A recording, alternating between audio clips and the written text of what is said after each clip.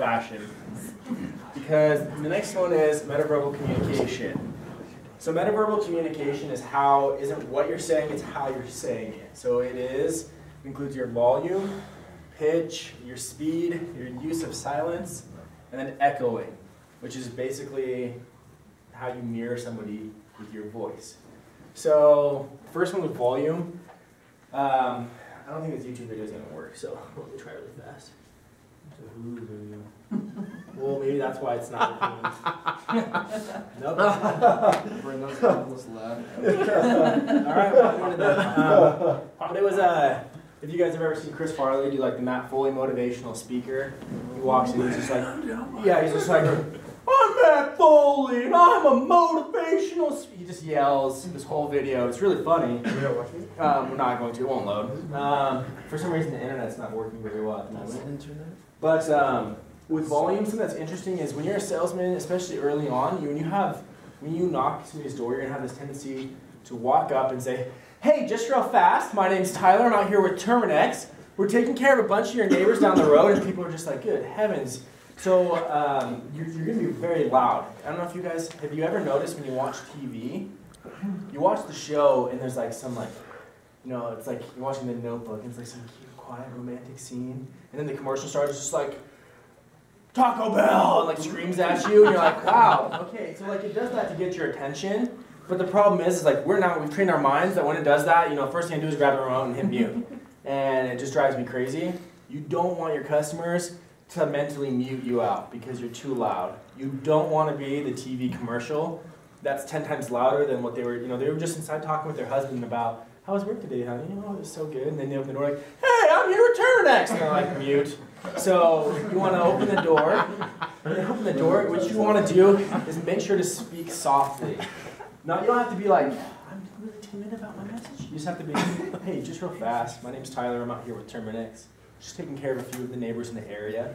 What that communicates to them is if you're yelling, if you're talking really loud, it's usually because you lack confidence in your message. So you're compensating by being more loud. And so that, to their subconscious, that says, he doesn't really know what he's talking about, not really confident in his message, and he's yelling at me. That's A. B, it's also telling their subconscious to mute you, to not even listen to you. So first of all, they don't want to listen to you, then they don't believe what you're saying anyway because you lack that confidence. So a couple things that are important is speak a little bit softly because it tells the customer, it forces them to kind of tune into you a little bit because people don't like to not hear. Everyone's just like, what's he saying? Like your mind just wants to know. So what you can do is just be a little quieter in the door. Hey, my name is Tyler, I'm out here with Terminex. We're just taking care of a couple of your neighbors out here. When you talk quiet like that, like the customer has a tendency almost to get closer to you because they want to hear you. So it's really, really good to speak more quietly than you think. Next, obviously you don't want to be whispering. But like I joked last time, when I pitched like a grandma, like an older couple, I want to be their cute little grandson. It's like, hey grandma. I don't want to be like, hey grandma, so like you kind of can match your voice to people as well. So, and then we'll talk about that more with echoing. The next one, like it says here, being knowledgeable but speaking softly, like it shows how confident you are in your message. You don't need to yell it at them because you know everything anyway. So that's really important. The Hulu video was, like I said, it was Chris Farley. It's a really funny one. But pitch. Next, who here served their mission like Spanish speaking? So when you speak Spanish, you tend to talk like this, where at the end of every sentence, your voice goes up. Because Spanish people understand that, and they 101 PC, our teacher would call that like the waltz. He called that like, something like the waltz. He's just like, you waltz with your voice. You go 1, 2, 3, 1, 2, 3. And that's what he told us to do. He's like, that'll help people understand you better. He was the Latin guy. The problem with that when you're pitching people is what it says is, I'm here with Terminex, and what they're hearing is, am I here with Terminex? And you're like, a couple of neighbors have been seeing bugs, and they're like, have the neighbors been seeing bugs? Because it sounds like a question. And so it sounds like you lack confidence in what you're saying. So what you want to do instead is kind of have your voice, if anything, go down at the end. Be like, hey, just real fast, my name is Tyler, and I'm out here with Terminex. We're just seeing a few of those bugs out here. The neighbors have been seeing a couple of those ants, a few of the spiders, that kind of thing. It's nothing super crazy, but while we're here in the area, we have a technician with some open spots on his route. If you can fill that spot for us, work with us a little bit, be flexible, we can get your house done for dirt cheap. And so instead of being like, we can get your house done for dirt cheap, where they're like, is it dirt cheap or is it not dirt cheap? So that's like a pitch thing. Avoid singing your pitch. Something that I was talking with my girlfriend about this, and she said, she did pest control for a different company, and they talked about iambic pentameter. We have this tendency to go ahead and sing everything that we're going to say, and like you keep in a very good rhythm. But it's like when you write. When you write, you want to vary your sentence length. You want to vary the words that you use, like how you start a sentence. So make sure not to fall in the rut of like getting too rhythmic with it, because it forces people, like, you don't want to be 10 syllables and stop, 10 syllables and stop. You want to mix it up a little bit and not sing it to somebody, and not get really boring with your sentence length, because it'll help. It just makes them tune out. So that's enough for pitch. Anybody have any questions about pitch? Okay, speed. This is the most important one. It's my #1 struggle still, but for first year reps, it will by far be probably the hardest thing for you to learn to do, and that's to slow down. So what will happen for you first year guys is you'll knock on a door, and what you'll think is that person's giving you a tryout of 10 seconds, and you better hit them with a whole bunch of important information really fast, or that door's going to shut. And that's not really the way it is. So you're going to try to speak fast because you're like, oh, I don't want to inconvenience this person and take more of their time. So if I just speak a little bit quicker, I can get all that information in, and then go ahead and shut the door. What you need to learn to do instead is to just consciously tell yourself to slow down and to learn to say things, just very small snippets, in the most efficient and powerful way possible. So instead of being like, hey, just really fast, my name is Tyler, I'm out here with Terminex, it's just like the bugs are everywhere. Lots of neighbors have been seeing the bugs. Like, just say, hey, just real fast. My name is Tyler, I'm out here with Terminex. We've just taken care of a few of your neighbors because they've just been seeing a few of those little ants starting to creep onto the inside of their house. Are you guys seeing those on the inside yet, or still just out here? And so you conveyed a pretty important, powerful message. You asked them a question, you got them involved, but you speak slowly. So that speed is really important. So I think this video might work. So you don't want to sound like this guy. How come it's not going up there? We might have to do something different. Exit. That looks good. Gotta get back into it first. Okay. Escape. Who said escape?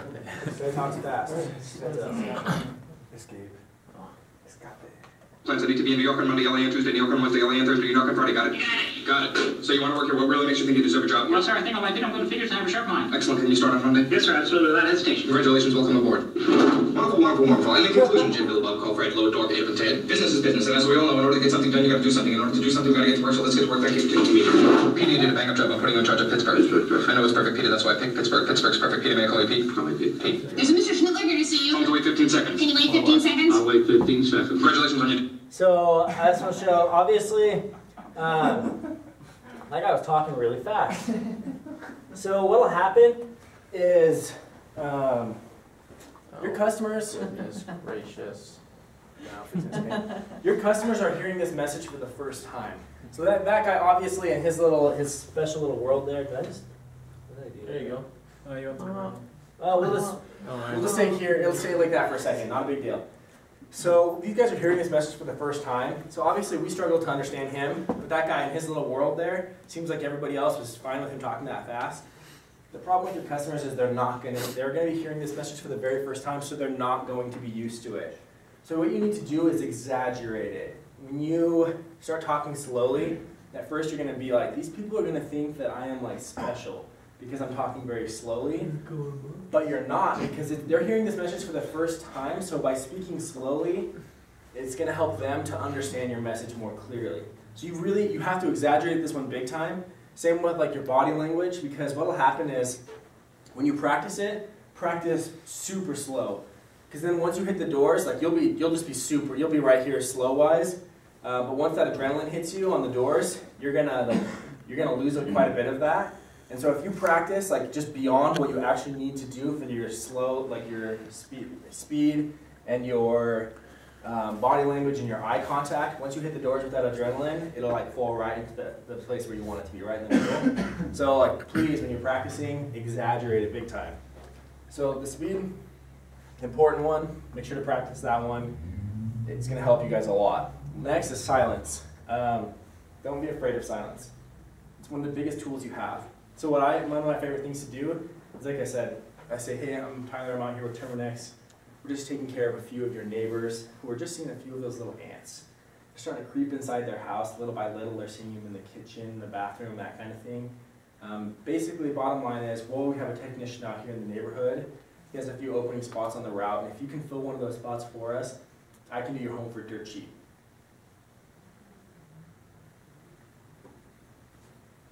And then the customer will eventually just be like, what's dirt cheap? And they'll answer your question, but if you go, I'll do it for dirt cheap. But yeah, what we're doing for the neighbors is, and then you jump in too quick, it just shows that you didn't have the confidence to like outweigh that customer. So don't be afraid of silence. It forces a customer it might feel awkward, but it's going to force them to speak. It's really, really important. So once again, powerful, don't be scared. Next is echoing, which is just mirroring with your voice. So if you come to some guy's door, he's like, we're going to be on the East Coast. People are pretty blunt. They come to the door and they go, what do you want? You're like, hey, just real fast. My name is Tyler. I'm out here with Terminex. Just taking care of a few things. You kind of get on their level, and somebody comes out and goes, hey, how's it going today? Like, hey, it's good. How about yourself? Hey, just real fast. My name's Tyler. I'm out here with Terminex. Like, you kind of get on that same level with them as far as the energy goes. And once again, it's just like body language. It helps show that you're sympathetic, you're listening to them, you care about like their needs. It's kind of a subconscious thing, but it's really going to help you get on the same level and slow it down. So what I want to do now is we're going to do another little breakout role plays, just 1 minute and 1 minute each. But I want you to practice pitching that person. Speaking is like unbelievable. What you feel like is so slow that you feel kind of like special. You feel like it sounds a little awkward. That's why I want you to pitch the other guy, and then the other guy's going to pitch you back. And then we're going to get back and come back here in a couple minutes and talk about that. So go ahead and break back out into groups and pitch each other, speaking very slowly.